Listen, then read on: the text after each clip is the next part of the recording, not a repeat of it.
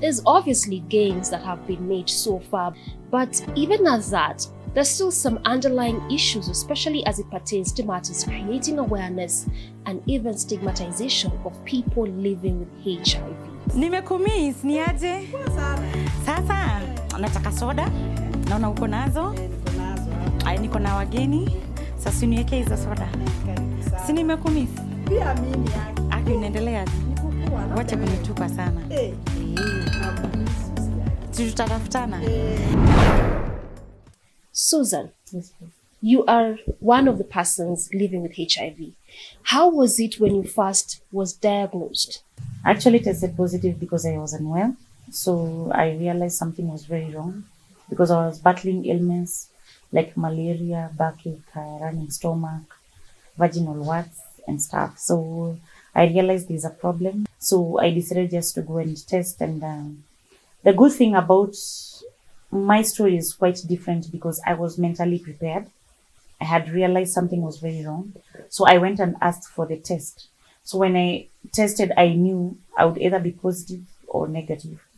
I know it sounds weird, but it was a relief because if I didn't test positive, then clearly I would have been HIV. I mean, I would have had cancer or something, you know. So I really thank God for that. So I was okay. I accepted. It wasn't easy, but I had to just accept and move on. There's that factor. Mtu hawezi jipeleka hospitali hata kama na feel like I have symptoms that might show I'm living with this disease or any other kind of disease, but other people still shy away from wanting to just get a test. I think the problem is because HIV is actually connected to death, which is a myth that's not right. There's a difference between HIV and AIDS. Okay. HIV is just a virus that gets into your immune and weakens your immune. But the moment you neglect yourself, you reach the point of being on full-blown AIDS, where you get opportunistic infections. That's when you die. So I think most people are scared because of two things. It is related to shame and it's related to death, which is a lie because there are people who get HIV by birth, by accidents. And it doesn't mean like everybody who's HIV positive went out there and prostituted. So it is just a myth that we need to get over it and just tell people that HIV does not kill, AIDS kills. And the earlier that you get to test and get to know your status, the better, because you'll be able to guard your immune system before you reach the AIDS stage. So I think that is what we should really focus on, telling people it is not a death sentence. Yes, you got tested, ukapatikana, you have HIV. How did it shift the trajectory of your life? Okay, my life changed with 360 turn, like it's not always, it's okay, it's just the same thing. But you see now, you realize first you need to accept yourself. And then you realize people out there might not actually, welcome you the way they're supposed to because of the stigma and everything. And then there's dating life changes, your eating habits changes a bit because you need to eat well so that you support your system. And the most important thing is your life changes whereby you become responsible for your life and for the other person's life. So did you feel like you had regrets? As I keep on saying, my story is quite different and weird at the same time. I think it's a blessing in disguise. Okay. Because it has made me focus in life from a different perspective. Instead of being this bitter, negative person, it has changed me to be a person who's full of positivity. Like everything that comes my way, I look at it from the positive side and not the negative side. It has also helped me, deal with people from the same positive angle. So for me, and I've become more responsible. I used to be like this person who was very bitter, battling depression, drinking. Now, I'm responsible. My life is focused. I have goals that I've set that I'm still actually working on. So for me, it has changed my life to the positive side and not the negative side. So I'm thankful, and I think it was a blessing in disguise. Yes. When you said that you're someone who used to battle depression, drinking, going out and alcohol, was this before or after the diagnosis? Before. Okay. So that means you had other issues as a person that probably made you... Yes, I had childhood issues that affected me throughout, and I felt unwanted, unloved, and so I would really go and look for solace in alcohol. than go home and sleep. So I think it, I was telling people I couldn't even buy myself a dress, and I was working in South Sudan. I was earning good money, and you're not paying rent, you're not paying anything. The company is giving you everything. So you have money. You give to your family whatever they deserve. Whatever you have is parting, and you're not doing anything. But if I look at my life right now, I've done so many things that I wouldn't have done before. How was it going to your parents or, your family to tell them, by the way, this is actually me as of today, I'll be living with this condition? So I never told my parents, like for a year. When I tested positive, I was with my 2 sisters. They were shocked, but the good thing about them, actually it hurt them more than me. So I was the one comforting them. So I didn't want to tell my parents because being a firstborn, they had so much on me, like they depended so much on me, and they would feel so bad. So I wanted first to work on me. So by the time they see how strong I am and how far I've come from, it would have been easier to tell them. Though my mother had suspected because I had lost massive weight, loss of hair. And she kept on asking me, "Hey, Susie, what is your problem?" I'm like, "It's okay, any pressure, ni, like that." But after 1 year, that is like after a month, when I came out, I did the first 2 videos when I came out. I went and told them, actually asked them, like, you kept on asking me question. What do you still think about it? My mom was like, nilikuwa nafikiria umepatikana. And I'm like, yeah, nilipatikana actually. And I'm like, wow. Ilikuwa very sad, si rahisi kukubali, especially ni msichana mdogo, hajaolewa, alafu imetokea hivyo.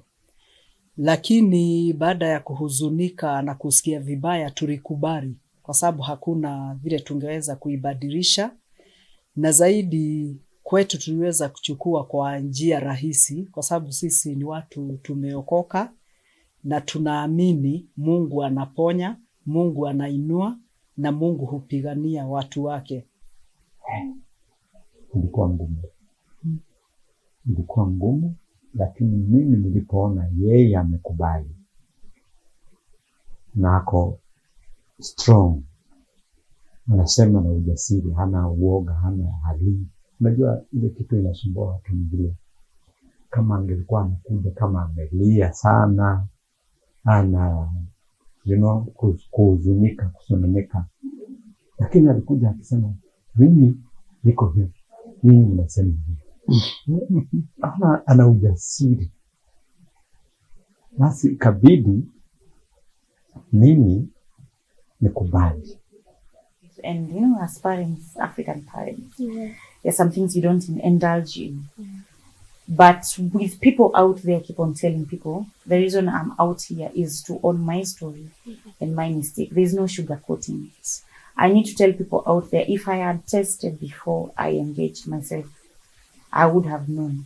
So I don't even know if I am the one who had it previously from the other partner, or it's my partner who infected me. So I keep on telling people, let's not have this thing of kupima watu na macho, because I was healthy like this by then. So I would have been the one, or he would have been the one.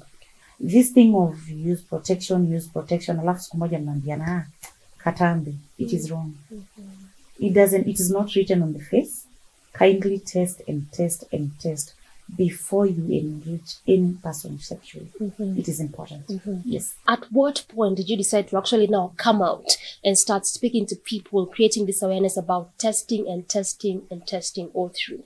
So there's a story of I had a hairdresser I loved so much. She used to do my hair. So when my hair started falling off, I thought maybe family planning pills, ama miaka imesonga, or maybe the chemicals that I'm using. So when I tested positive, she's the first person. She lives in Kitengela town. She had a salon there. So I thought I could confide in her because she was my friend. So I live far from the salon. So when I told her, and she was very comforting and stuff, next day I got calls. Like you tell one person, the other person tells other person, and everybody's like, it's true, konayo, tumeambiwa fulani anasema. Ni ukweli, there are those in shock, there are those who are feeling bad, why is she saying like this and stuff. So I realized, will I live like that? Hiding, living in fear. And already people know. So nitatembea Kitengela, how do I know who knows and who doesn't know?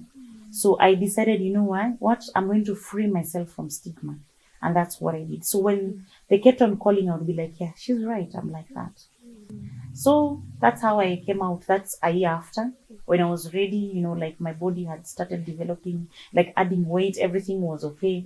So I said, it's high time I free myself from stigma. It's like a bondage. Yes. You're living in fear. You don't know who knows. I don't want that. I just want to sleep like a queen. And be free. And be free. All right. Yeah. So then which programs probably did you begin, you know, as Susan Wairimu? 3 weeks ago, I was at Omboseli Primary School. I was doing the awareness between class 4 to class 8 students. I also went to, because it's a problem like in such a school because of tourists and stuff. You know, the kids are sent to buy milk at 7. Instead of going to sell milk, they go and engage. You know, they're exposed. You find at that age, people have family planning. You know, like we fear pregnancy so much that we don't know HIV is real. So there's a teacher there by the name of Leah who wanted me to go and talk to the students.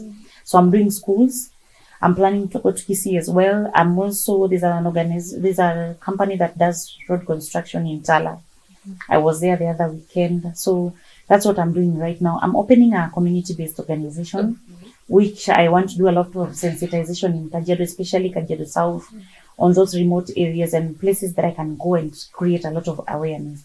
Yes, people know about HIV, but there's still that denial of a normal person like me can be HIV positive. So I'm actually not focusing on the sick person. We are now focusing on don't judge.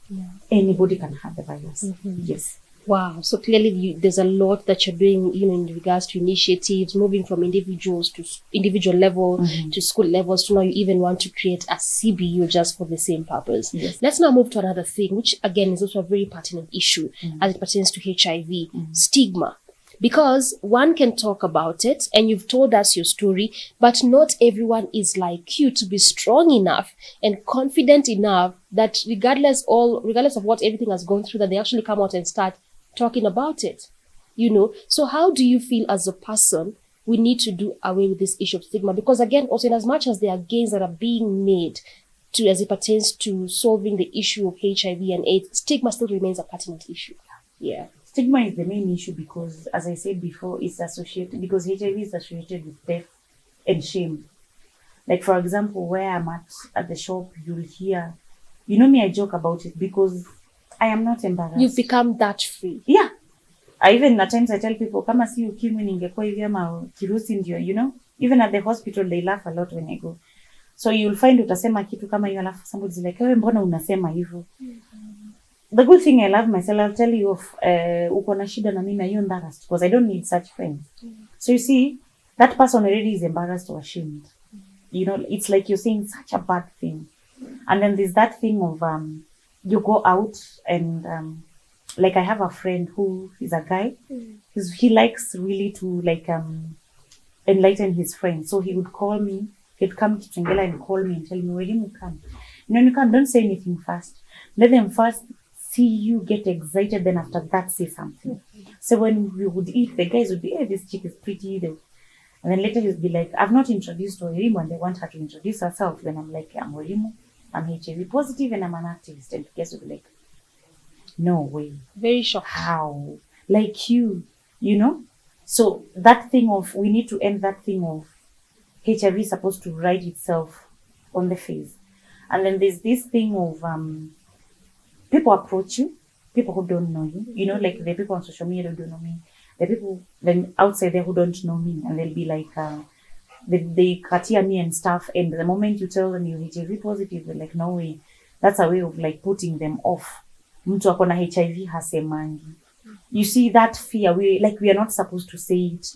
So not unless you're lying, there's no way you have that confidence. So those are the kind of stigma we encounter, and that shame of, somebody will ask you outrightly, uliambukizwa ama ulitoa wapi? I remember there's a time, you know, on social media you meet psychopaths, sick people, good people. So somebody typed on my wall, rest in peace. Ulikuwa unatafuta pesa ndio umepata kenye ulikuwa unatafuta. You see, that's somebody who has a notion whereby, because I'm a lady, I went to sleep out with someone for money. That's why I got HIV. Are you seeing why? It's related to shame and prostitution and death. So those are the major things that we need to really work on, and people need to understand we are not dying. People have died of corona and people with HIV are still living, you know. People are dying of accidents and people with HIV are still living. You see, death is inevitable. There is nowhere it's written you'll die today because of HIV. Death is just death. How important is it for people to take the medication and to just watch what they eat to boost immunity? So first, adherence is key. It's everything. If you eat well and you don't adhere, you're not helping yourself. This is why. This medication, after 24 hours, inaisha makali, inaisha nguvu. Okay. So that's why you see, like, my alarm will ring at 8:58, but I take it at 9. I have to specifically take it at 9. That is the time I have set for myself. People have different kind of timings.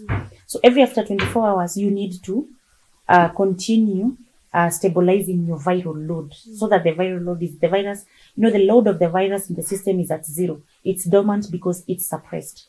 So you have to diligently adhere to your medication, because if you don't, your load will not go down. So you'll be sick, and your medication at one point it's going to fail. So it's very important for someone to adhere to your medication. Then you can imagine something that suppresses a whole virus is very strong. You need to eat food that gives you a lot of energy. You need to watch your diet. A balance, like protein is important. A bit of fat, a bit of vegetables, a bit of carbohydrates. Make sure you do your fruits because of the vitamins. Like, you need everything to support your immunity and to give you that strength. You need to soldier on. And we are normally told to eat a lot of greens. A lot of greens in terms of managu, kunde, saga, mchicha, you know, all those things. Because they help, they're very good at boosting the immunity very fast. But make sure the traditional greens are always there. It's very important for your immune system.